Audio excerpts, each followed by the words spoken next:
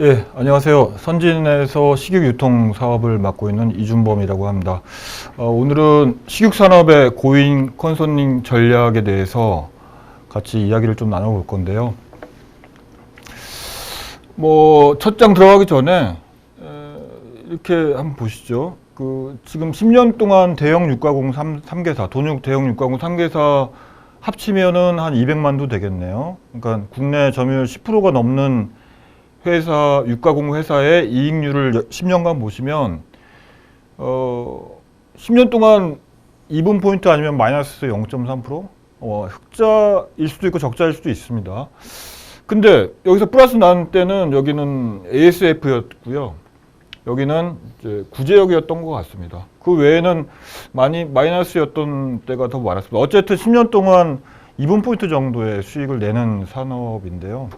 이게 비즈니스라고 할 수 있을까 하는 생각이 듭니다. 그러니까 어떤 산업이든 열심히 일하면 수익을 낼 수 있는 구조가 되어 있어야 하는데, 유독 우리나라 돈육 육가공 산업은 2분 포인트만 해도 잘했다라는 평가를 받고 있는 게, 제가 생각할 때는 여태까지의 돈육 육가공 산업은 사료 사업이나 농장의 조합에 좀 부수적인 역할을 좀 하지 않았나 이런 생각이 들고요. 그걸 또 우리 돈육 육가공 사업 하는 사람들도 당연하게 생각했던 게 좀 잘못된 게 아닌가 이런 생각이 듭니다. 자, 그러면은 이제 월별로 한번 보시겠습니다. 월별로 보시면은, 자, 2월부터 한 7월까지는 마이너스고요. 8월, 9월, 10월, 12월, 1월 한 4개월 정도가 플러스가 됩니다. 그래서 연간 보면 흑자냐 적자냐, 그리고 또 흑자일 경우에 플러스 1%, 적자일 경우에는 마이너스 2, 3% 이 정도가 유지되고 있는 상황입니다. 근데 왜 이렇게 흑자하고 적자가 이렇게 월별로도 날까? 보시면은 여러 가지 요인이 있겠지만, 좋은 경로에 비싼 가격에 팔면 당연히 흑자가 나고, 안 좋은 경로에 낮은 가격에 팔면 당연히 적자가 나겠지만, 그 요소보다는 제가 볼 때는 이런 수요와 공급의 불일치에 의해서 흑자와 적자가 발생하는 거 아닌가, 이런 판단이 듭니다. 그래서 쉽게 표현하자면, 지유가가 하락하고 있는 중간, 왜 전기의 돼지 가격을 가지고 후기에 좀 지난 시점에 판매가를 설정하기 때문에 그런 현상이 나타나고요. 그리고 지유가가 너무 낮을 때, 그리고 업계의 재고가 너무 적을 때, 이럴 때 흑자가 나타나고요. 적자가 나타나는 경우는 그 반대의 경우입니다. 지유가가 상승하고 있을 때, 지유가가 너무 높을 때, 그리고 업계 재고가 좀 많을 때, 그럴 때 적자가 발생하고 있습니다. 그럼 왜 발생하는가를 얘기하기 전에, 코로나에 의해서 이런 주제의 강의도 있게 된 건데, 코로나는 또 어떤 요소인가를 좀 말씀을 드려보겠습니다. 올해 대형 외식 경로하고 대형 유통 경로로 나눠봤는데요. 물론 이제 코로나 하면은 언택트라고 해서 온라인 매출을 많이 생각하시는데, 돈육 사업에서는 아직은 소매 B2C에서는 한 2%밖에 안 되고요. B2B, 앞에 동원 홈푸드에서 발표했던 그쪽 B2B까지 포함해봐야 5%도 안 되거든요. 그래서 아직은 돈육 산업에서는 니치 시장이라고 볼 수 있어서, 일단은 외식 경로하고 대형 유통 경로로 보면은 올해 3, 3대2 기점으로 코로나가 엄청나게 좀 위험이 있었거든요. 그때 사재기 현상이 발생돼서 대형 유통 경로 매출이 급증했었습니다. 그 다음에 4월에 재난지원금 얘기가 나오고 실제 쓰기 시작한 게 이제 5월부터죠. 그때 외식 경로가 급증하기 시작했습니다. 외식 경로와 정육점 경로에서 매출이 급증하기 시작했고, 대신에 이제 대형마트는 재난지원금 대상에서 제외됐기 때문에 급감하게 됐죠. 저도 이쪽 업계에서 20년 정도 있었는데, 이렇게 한 달 사이에 30%씩 왔다 갔다 한 거는 처음 보는 것 같습니다. 그래도 조금 좋은 거, 고무적인 거는 아무리 코로나라도 고기는 먹는구나 이런 생각이 들었습니다. 어쨌든 합해서는 크게 감소하진 않았다. 다른 산업에 비해서는 좀 낮다. 어쨌든 이런 그 코로나는 수요와 경로별 수요가 불규칙적으로 바뀌는 그런 원인의 하나로 볼 수 있지 않을까 이렇게 판단이 됩니다. 자, 그러면 5년 동안 어떤 일이 있었나요? 코로나도 있었죠. 작년에 ASF 있었죠. 올해 폭우 있었죠. 구제역 뭐 상시 터지고 있죠. 조류 독감 있죠. 재난지원금 이런 것들이 다 수요와 공급을 계속 교란시켜준 바이어스를 일으켜주는 요소라고 볼 수 있거든요. 그래서 뭐 앞에 흑자와 적자가 발생한 요소가 수요 공급의 불일치에서 발생한다고 했다면 이러한 요소들을 잘 활용했을 때 그리고 또 어떻게 활용할 거냐에 따라서 우리 이제 육가공 산업이 고잉 컨선을 할 수 있느냐에 대해서 생각을 할 수 있겠습니다. 자, 그러면 수요 공급을 한번 짚고 넘어가겠습니다. 이 빨간색 곡선이 뭐죠? 수요 곡선이죠. 여름에 증가하고 다시 겨울철에 증가하고, 공급 곡선은 상반기에 줄었다가 하절기 수요가 증가할 때 다시 줄었다가 다시 가을철에 돼지의 생리적인 현상, 뭐 날씨가 선선할 때 잘 크고 뭐 이런 현상 때문이고요. 이 수요 곡선은 우리나라의 그 특성상, 소비 특성상인 것 같습니다. 그래서 이런 기본적인 수요 공급 곡선이 있는 데에서 앞에서 봤던 이런 여러 가지 요인에 의해서 수요 공급이 불규칙하게 변하는데 그걸 우리는 어떻게 활용할 것인가, 거기에 대해서는 좀 얘기를 시작하겠습니다. 자, 그래서 앞으로 10년 동안 진짜 2분 포인트 수익으로 계속 갈 거냐, 이제는 저희가 2분 포인트나 마이너스를 하면 정말 부끄럽고 이 사업을 비즈니스로 봐야 되는가 다시 한번 재고할 때가 된 것 같습니다. 그래서 저는 양손잡이 전략으로 단기적으로 수요 공급의 불일치를 활용해야겠다. 그리고 예측 능력을 좀 갖춰야겠다라는 것 하고요. 장기적으로는 이게 좀 어려운 얘기일 수도 있는데요. 공급은 우리가 임의적으로 바꿀 수가 없기 때문에 원료돈의 공급에 맞춰서 시기적으로 수요를 창출하자. 이거는 뭐 한 회사가 할 수 있는 게 아니고요. 한돈협회나 정부 관계자나 저희 업계 관계자들이 다 힘을 합쳐서 새로운 수요 창출을 할 수 있지 않겠나. 뭐 예를 들면 빼빼로데이 같은 게 뭐 없다가 생겼던 거 아닙니까? 뭐 그런 식의 수요를 공급에 맞춰서 창출한다면 밸런스를 좀 더 맞출 수 있지 않을까. 거기서 수익이 더 발생할 수 있지 않을까, 이런 판단을 해봤습니다. 그 다음에 더 중요한 건 돼지 한 마리의 가치를 지금 한 마리에 뭐 45만 원이면 45만 1,000원이라도 한 마리에 1,000원이면 만 마리면은 1,000만 원이죠. 예. 그렇게 한 마리의 가치를 높일 수 있는 제품을 발굴하자. 이 두 가지로 축약을 해보겠습니다. 일단 단기적인 수익 개선 전략을 보겠습니다. 시기적으로 보고 경로별로 좀 보겠습니다. 자, 채널별로 보는데요. 채널은 외식 경로하고 지역 마트, 농협, 그 다음에 이건 대형 외식도 포함이고요. 대형 FC를 포함한 거고요. 그 다음에 여기는 유통에 고가격에 팔 수 있는 MB, 유통에 저가격에 팔면은 PB 이렇게 됩니다. 그래서 주황색은 다 지유가고요. 요 빨간색 선은 이익률입니다. 그래서 중소 외식 경로는 연중 수익이 납니다. 그리고 가을에 더 나는 구조죠. 대형 외식 경로하고 중소 마트, 지역 농협은 가을철에만 수익이 나는 구조가 되어 있고요. 유통 매장의 MB, 뭐 브랜드 돈육이라고 하는데, 브랜드 돈육은 뭐 연중 2분 포인트에서 가을에 수익이 좀 더 나는, 어떤 뭐 업체별로는 뭐 연중으로 수익 나는 경우도 있습니다. 그 다음에 PB는 현재까지 한 10년 동안은 계속 이렇게 봄, 여름, 가을엔 적자가 나고 뭐 가을, 뭐 명절부터 연말까지 흑자가 나는 구조로 되어 있습니다. 그러면은 저희가 보실 때 외식 경로에서는 중소 외식, 유통 경로, 대형 유통 경로에서는 MB, 내셔널 브랜드, 이쪽에서 수익이 발생하는데요. 뭐 어떻게 발생하는가를 보면 중소 외식 경로에서는 대략적인 구성비를 한번 봤습니다. 그 인건비와 임대료와 뭐 재료비를 했을 때 주 재료비를 평균적으로 30%를 보고 있습니다. 그래서 100g의 삼겹살 기준에 180g에 14,000원에 판매했을 때 소비자가까지 주 재료 삼겹살이 감당할 수 있는 가격이 23,300원이고요. 작업 수율 10% 빠지고 대리점 납품 대리점 중간업자가 뭐 10% 정도 마진을 봤을 때 삼겹살 가격이 19,000원, 뭐 2만 원까지는 받아줄 수 있다라는 구조입니다. 그렇게 되면 어떻게 되냐면은 연중으로 보면은 지주가가 이렇게 되지 않습니까?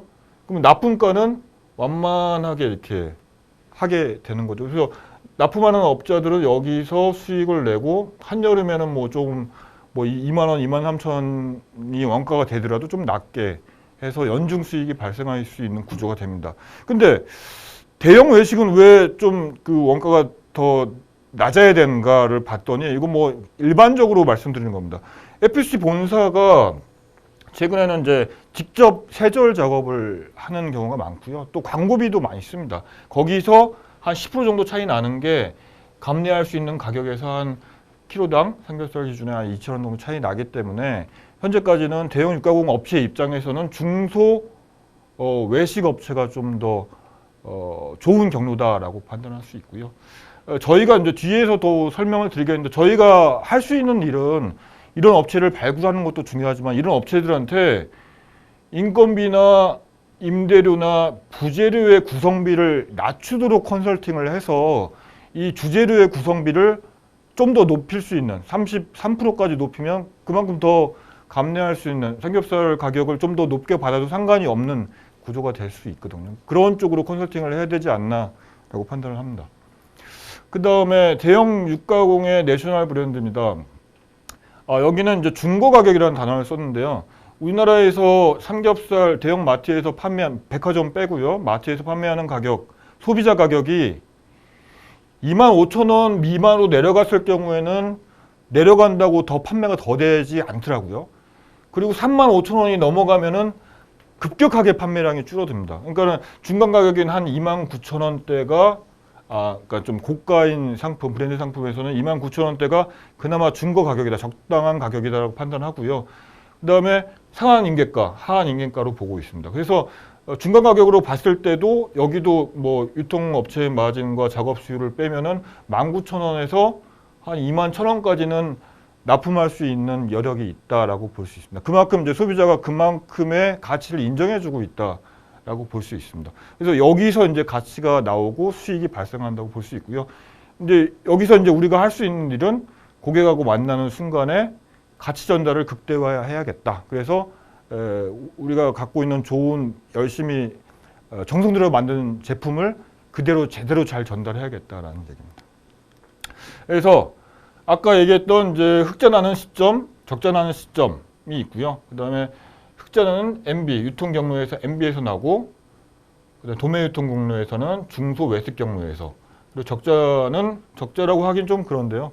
유통 경로 중에 PB, 그 다음에 도매 유통 경로에서는 대형 외식이나 중소 마트에서는 그렇게 크게 흑자 요소가 있지는 않다라고 표현할 수 있고요. 거기서 이제 우리가 어떤 일을 해야 되는가? 앞에서 말씀드렸듯이 주재료의 구성비가 30%인데 땅 비율 포지션을 낮추도록 우리가 도와줘서 그게 32%, 33%가 되게 하면 좀 더 감내할 수 있는 여력이 있지 않을까 이렇게 판단이 들고요. 대형 유통 경로에서는 그렇게 내셔널 브랜드가 그만큼의 가격을 감내할 수 있으니까 좀 더 트렌디하게 내셔널 브랜드를 만들어서 고객들이 인정할 수 있는 그런 브랜드화를 하자라는 내용이고요. 그 다음에 MOT 시점에 고객의 가치 전달을 잘 하자 이렇게 요약할 수 있겠습니다. 이건 여태까지는 이제 단기적인 단기적인 수익 개선 전략에 대해서 얘기를 했고요. 장기적인 수익 개선 전략으로 일단 넘어가겠습니다. 장기적으로 봤을 때 기존의 육가공 업체들이, 메이저 육가공 업체들이 어떻게 그래도 여태까지 버텨왔는가를 좀 봤는데요. 규모와 조직 구조로 개선을, 수익 포트폴리오를 갖고 있는 업체가 있고, 완충 능력, 그러니까 뭐 수요 공급을 완충하는 능력으로 수익 구조를 가져가고 있는 업체가 있습니다. 그걸 네 가지 유형으로 좀 나눠봤는데요. 여기 보시면은 잘 아시는 그 우리나라에서 그래도 가공을 제일 많이 하는 업체입니다. 연간 한 7, 8만 도 하는 업체인데요. 변동비가 많은 판매 관리비에서 한 7,000원에서 10,000원 정도 업계 평균 대비 좀 낮게 나타납니다. 그러니까는 규모의 경제를 해서 많은 가공을 해서 판관비를 두당 판관비를 낮춘 사례고요. 두 번째는 슬림한 구조입니다. 이런 업체 같은 경우는 직접 가공을 하는 업체가 대부분이고요. 인건비가 거의 안 드는 업체. 사장이나 상무나 임원진들이 생산, 영업, 판매까지 다 하는 그런 구조입니다. 그렇기 때문에 가공비도 좀 저렴하고요. 제조관리비도 저렴하고 판매 관리비도 저렴해서 한 15,000원에서 20,000원은 일반 업체보다는 좀 저렴한 원가 구조를 갖고 있다 볼 수 있고요. 그 다음에 이제 완충으로 하는 업체들입니다. 주황색 선이 지육 판매고요. 그러니까는 수요는 없고 수요가 없을 때 박스육의 수요가 없을 때 지육을 좀 더 높여서 지육비를 60%로 높이고 박스육을 30% 40% 낮춰서 완충을 하고요. 수요가 있을 때는 수익이 날 때는 박스육을 60% 판매하고 지육을 40% 판매해서 지육의 판매 비율을 조절해서 수익이 날 때 판매를 더하고 수익이 적을 때 판매를 덜 하는 구조로 계속 사업을 하는 업체가 있습니다. 이거를 이제 균형 판매형이라고 제가 이름 명명을 했고요. 그 다음에 이런 업체도 있습니다. 지육이 80%. 지육은 어쨌든 연간으로 봤을 때 꾸준히 1%의 영업이익률이 나오기 때문에 여기서 하고 그 다음에 20%의 가공을 해서 모자른 부위를 지육 판매한 거래처에서 가져오는 겁니다. 그러니까 뭐 남을 일이 없는 거죠. 남을 일이 없는 거죠. 실제 판매 거래처의 구성은 한 25%의 판매처를 갖고 있으면서 20%만 가공하고 5%는 필요한 부위만 가져오게 되면 남는 부위가 없고 냉동할 일이 없으니까 수익이 날 수밖에 없는 구조. 현재까지 이제 앞에서 보신 네 가지 구조 중에 가장 안정적으로 꾸준히 수익을 내는 구조가 현재까지 이런 구조가 있습니다. 어쨌든 그랬는데 좀 눈을 돌려서 해외 사례로 보겠습니다. 여태까지 뭐 수익 포트폴리오를 봤는데 저는 이런 걸 좀 얘기해 보고 싶습니다. 여기는 데니스 크라운인데 데니스 크라운을 가봤더니 1년에 한 번씩 회의를 한다고 하더라고요. 자, 야, 앞쪽이 남어? 야, 앞쪽 업체 인수해. 뭐 이렇게 회의를 한답니다. 머리가 남어? 야, 머리 파는 업체, 레스토랑 인수해. 이렇게 공급은 유지하고 수요를 아예 수요처를 사버리는 경우가. 물론 데니스 크라운은 워낙 뭐 자금력도 풍부하고 국가에서 지원을 하는 업체이기 때문에 그러긴 하지만 어쨌든 방향은 수요를 유지하고 공급을 유지하고 수요를 새로 만들어내는 그런 꿈 같은 얘기죠, 솔직히. 그 다음에 뭐 CP는 뭐 축적이 좀 다르긴 하지만 어쨌든 자체 경로를 가져가서 자체에서 생산된 걸 자체에서 판매하는 똑같이 공급을 유지하고 수요를 창출하는 그런 형태로 가야 되지 않을까. 우리가 이제 단기적으로 보면 좀 어려운 얘기지만 산업적으로 다 같이 이 산업을 비즈니스처럼 정말 제대로 된 비즈니스처럼 하기 위해서는 이런 방향으로 가야 되지 않을까 이런 생각을 해봤습니다. 그래서 장기적으로 봤을 때 공급에 맞게 수요를 창출하는 방법 그리고 돼지 한 마리의 가치를 높일 수 있는 방법 두 가지로 한번 보도록 하겠습니다. 자, 프로덕트입니다. 포피 관점으로 먼저 봤고요. 2000년대부터 무슨 녹돈, 뭐 무슨 돼지, 뭐 제주에서 자란 돼지, 지리산 돼지 이런 거 많았죠. 삼겹살이 일반 육은 15,000원 정도, 키로에 15,000원 정도 판매됐을 때 이런 업체들은 25,000원, 3만원에 판매해도 고객들이 인정을 해줬거든요. 근데 이제 좀 시대가 지나서 최근에 뭐 이런 게 많이 인기가 끌고 있죠. 이런 것도 나타나고. 근데 이런 거는 지금 한 2배 반까지도 판매를 할 수 있습니다.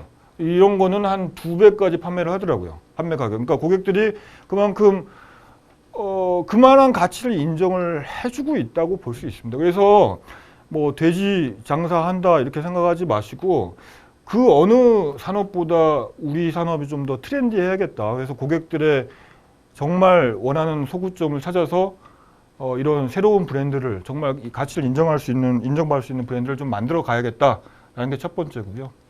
두 번째는 제가 그 2000년에 유통 매장에서 고기를 썰고 있었거든요. 그때 양지가 양지였어요. 그때는 진짜 양지가 양지 딱 하나였어요. 소가. 근데 요새는 양지하면 양지머리가 있고요. 업진살, 치맛살, 치마양지, 앞치맛살만 5가지 부류로 나눠져 있습니다. 무슨 얘기냐면 그때 양지가 현재 가치로 3만 원이면 지금은 양지머리가 3만 원, 업진살이 6만 원, 치마양지가 3만 5천 원, 치맛살이 8만 원 뭐 이렇게. 그러니까 가치가 새로 생긴 거거든요. 20년 전에 비해서. 우리나라 돼지도 성공 사례가 있습니다. 등심덧살이 없었어요. 뭐 오래되신 분은 알겠지만 등갈비살도 없었어요. 없었는데 새로 생기면서 돼지 한 마리 가치가 전체적으로 올라간 사례거든요. 이런 사례를 지속적으로 개발하고 만들어야겠다. 이런 결론이고요. 그 다음에 포장 상품에 대해서 뭐 온라인도 좀 연관이 있는데요. 포장 상품에 대해서 시장 조사를 한번 해봤습니다. 해봤더니 굉장히 아이디어 상품들이 많은데요. 그 MD들한테 물어보니까 이게 상품을 많이 개발은 하는데 신규 상품의 50%가 1년 내에 사장된다. 그래서 좀 더 상품 개발도 좀 세련돼야겠다라는 생각을 좀 해봤고요. 매대, 이마트, 홈플러스, 롯데마트 매대에 구성돼 진열되어 있는 숫자를 살펴봤더니 아직도 매장에서 랩핑 포장하는 게 60% 구성되고 있고요. 그다음에 가공업체가 만들어서 납품하는 게 20%, 나머지가 이제 한 20% 정도가 이제 고객 니즈에 맞춰서 이제 소포장 판매를 하고 있습니다. 돼지보다는 수입육하고 소가 좀 더 발전되어 있는 것 같더라고요. 그래서 저희도 이쪽에서 좀 더 부가가치를 만들 수 있지 않을까. 하지만 아직은 좀 더 공부하고 배워야겠다 이런 생각을 해봤습니다. 자, 뭐 여기서는 뭐 다 아는 부분이라서요. 균형 판매를 해야겠다. 이게 재밌는 얘기입니다. 원래 100% 냉장을 하면은 15,000원에 팔 수 있는 게 80% 냉장을 하면은 18,000원에 팔아야 되거든요. 왜? 냉동 가치가 떨어지기 때문에. 뭐 그런 상황입니다. 그래서 냉동을 하게 되면은 냉동을 생산해야 되죠. 가치가 또 20% 하락되죠. 또 냉동은 또 원래 냉동이 더 비싼 겁니다. 보관료가 붙기 때문에. 그래서 뭐 한 달에 뭐 거의 30원씩 더 들어가는 겁니다. 그래서 균형 판매를 해야 된다. 당연한 얘기고요. 이 부분도 참 재미있습니다. 토마호크라고 뭐 소에도 있지만 돼지에도 있는데요. 돼지 등심, 등갈비, 뼈, 갈비 이렇게 섞어서 이렇게 만든 겁니다. TV에도 뭐 요리 프로에도 나왔었는데요. 뭐 시중에서 판매를 하고 있습니다. 이 그림을 보시고 또 이 그림을 한번 보시죠. 좀 먹음직스럽지 않습니까? 저도 이제 우리 회사에서 이걸 런칭하려고 했더니 선발 업체가 런칭을 했는데 제조 원가 플러스 가공비 플러스 마진 1% 이렇게 해서 런칭을 했더라고요. 그래서 저는 런칭을 안 했습니다. 그러니까 이 소비자 가치로 보면 굉장히 먹음직스럽고 부가가치가 많은 상품인데 이 제조 원가에서 접근하면은 우리 플러스 1%냐 마이너스 1%냐 하는 그 산업 그대로거든요. 그래서 꼭 앞으로 새로운 제품을 개발할 때는 소비자 가치에서 출발해서 접근을 해야 부가대 우리가 노력한 만큼의 가치를 받을 수 있지 않을까 이런 판단이 듭니다. 이거는 우리 업계 사람들이 다 명심해야 될 것 같고요. 자, 그 다음에 이 부분도 참 중요합니다. 그 부분육 가격이 지유가에 의해서 결정되는 게 아니라 시장의 재고에 따라서 결정이 되더라고요. 보니까는 지유 가격은 가다가 뚝 떨어졌는데 이 가격은 올라갑니다. 그 유통 매장의 MB, PB 가격인데 가격이 올라갔어요, 실제로. 이게 6월 7월, 올해 6월 7월 상황인데 봤더니 업계의 재고가 많을 때 가격이 떨어지고요. 업계의 재고가 적을 때, 모자랄 때 가격이 올라갑니다.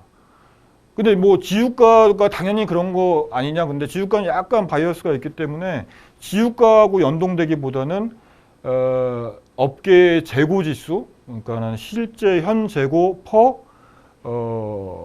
업계의 안전 재고, 원래는 100톤이면 적당한데 150톤이다 그러면 150%가 되는 거고요. 100톤이 적당한데 80톤이다 그러면 80%입니다. 그러니까 재고 지수와 정반비례하게 시장 가격이 형성된다라고 볼 수 있습니다. 자, 그 다음에 이제 가격 결정 요소 중에 제조비 판관비가 있죠. 앞에서도 약간 언급을 했었는데, 뭐 규모의 슬림화나 규모의 경제화, 그리고 신기술 개발 등을 통해서 고정비와 변동비를 끊임없이 좀 개선을 해야 될 것 같습니다. 그 다음에 이제 경로별로 봤는데요. 저희가 보면은 이렇게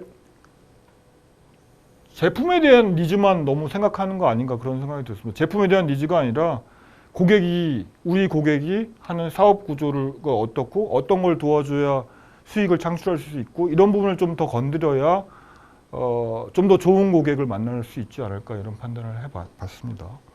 그다음에 유통 매장입니다. 유통 매장 앞에서 말씀드린 듯이 똑같이 왓에 집중하지 말고 고객이 정말 이걸로 뭘 원하는가를 좀 집중하면 어떨까 그런 생각이고요.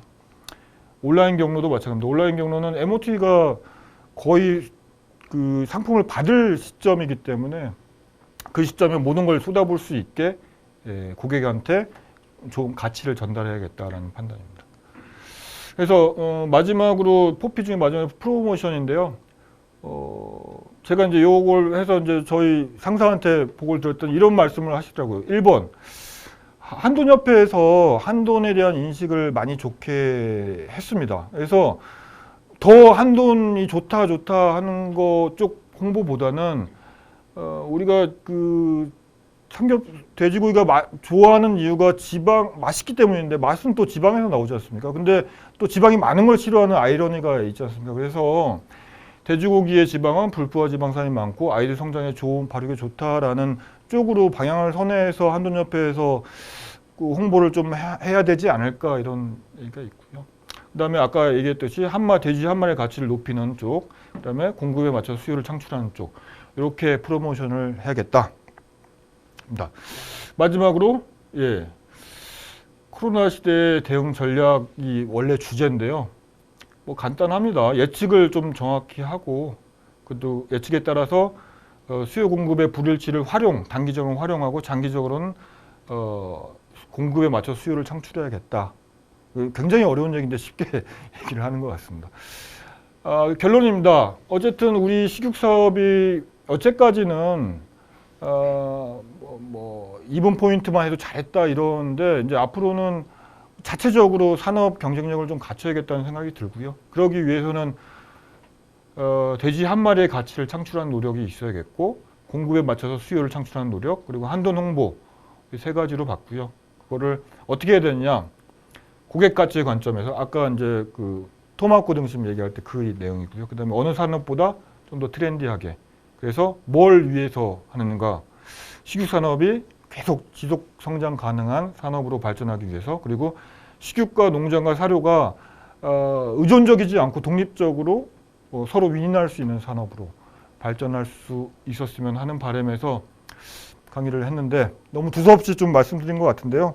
결론은 이 마지막 장에 다 나와 있는 것 같습니다. 저희가 식육 산업이 쭉 계속 수익을 발생시키고 이어갈 수 있게 지속할 수 있게 그리고 또 식육과 농장과 사료가 각각 독립적으로 성장할 수 있게 윈윈할 수 있게 하기 위해서는 이 세 가지가 아닌가 저의 결론은 이렇습니다. 뭐 다른 여러분들의 많은 좋은 생각들이 있으면 공유를 해주셨으면 감사하고요. 오늘 강의는 여기서 마치겠습니다. 감사합니다.